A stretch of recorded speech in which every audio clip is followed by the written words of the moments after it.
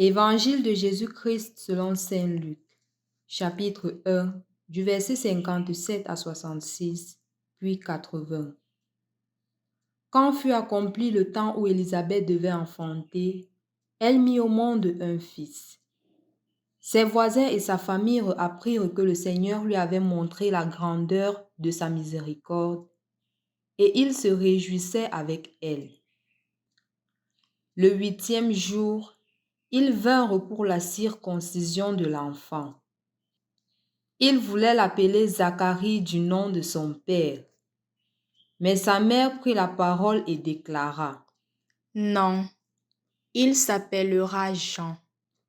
On lui dit: Personne dans ta famille ne porte ce nom-là. On demandait par signe au père comment il voulait l'appeler. Il se fit donner une tablette sur laquelle il écrivit: Jean est son nom. Et tout le monde en fut étonné. À l'instant même, sa bouche s'ouvrit, sa langue se délia. Il parlait et il bénissait Dieu. La crainte saisit alors tous les gens du voisinage, et dans toute la région montagneuse de Judée, on racontait tous ces événements. Tous ceux qui les apprenaient les conservaient dans leur cœur et disaient: Que sera donc cet enfant? En effet, la main du Seigneur était avec lui. L'enfant grandissait et son esprit se fortifiait. Il alla vivre au désert jusqu'au jour où il se fit connaître à Israël. Au nom du Père et du Fils et du Saint-Esprit. Amen. Loué soit Jésus-Christ. Aujourd'hui, nous célébrons la naissance de Saint Jean-Baptiste. C'est une solennité. Saint Jean-Baptiste qui fut le précurseur de Jésus. On se rappelle que lors de l'Annonciation, c'est l'ange qui dit à Marie que sa cousine Élisabeth en est à son 6e mois, elle qu'on appelait la femme stérile. Et on voit un peu comment est-ce que Jean-Baptiste vivra dans une austérité complète et dans la recherche de l'accomplissement de la volonté de Dieu, au point même d'en donner sa vie parce qu'il a dit qu'il n'était pas bon au roi de prendre la femme de son frère Philippe. Mais justement, cela a coûté sa vie.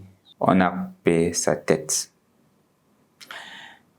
Dans l'évangile que nous écoutons en ce jour, je voudrais m'atteler sur une chose, sur le choix du nom de l'enfant.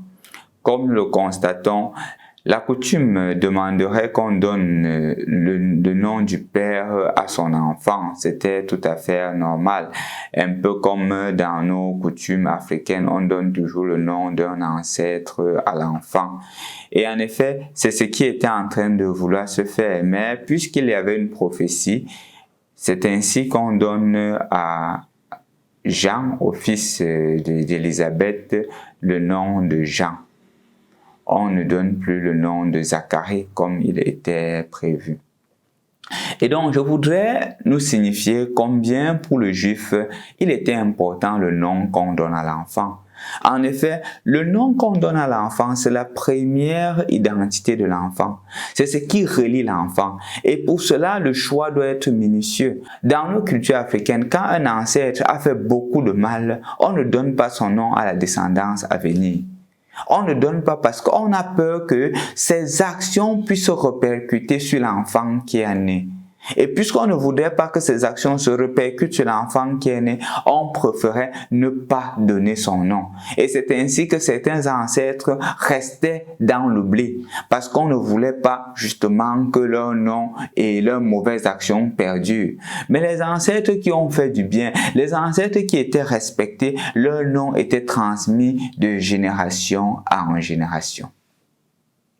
De ce fait, chers frères et sœurs dans le Christ, la question que je me pose maintenant, c'est quels sont les critères sur lesquels nous nous basons pour attribuer à nos enfants des noms? Parce que parfois c'est alarmant qu'on visionne quelque chose dans telenovelas, on regarde un film et le film nous plaît, on décide de donner le nom à l'enfant sans avoir l'historicité de ce nom-là, sans savoir ce qu'était ce nom-là, sans savoir comment était la personne qui portait ce nom. Et on se met tout simplement à attribuer des noms à l'enfant. Non, ce nom me plaît et on décide du choix du nom de l'enfant sur la base de l'émotion, sans savoir que le nom est une identité de la personne. Et puisque le nom est une identité de la personne, on doit faire attention dans le choix des noms. Ce n'est donc pas pour rien que dans notre Église catholique, on insiste sur le nom des saints. Pourquoi? Parce qu'on est convaincu qu'ils ont mené une vie vertueuse, et puisqu'ils ont une certaine vertu, on est convaincu et on croit que ce nom-là doit accompagner l'enfant, dans la mesure où la vertu que ce saint-là a vécue, la personne qui porte son nom aura aussi la même vertu. On ne prend pas un nom au hasard, on ne prend pas un nom à tâtons, on prend un nom sur la base d'un discernement clair. Et donc, je voudrais t'inviter aujourd'hui, mon frère, ma sœur, toi qui as aussi la possibilité de choisir le nom des enfants, je te prie de faire un choix minutieux. Ne te base pas seulement sur l'émotion, parce que le nom a une bonne résonance, tu dis que waouh, je dois donner ce nom à l'enfant. Non, ne tombons pas dans ce piège-là. Tombons dans la volonté de Dieu, dans la recherche du bien-être de l'enfant, spécialement à travers le choix du nom. Au nom du Père et du Fils et du Saint-Esprit. Amen.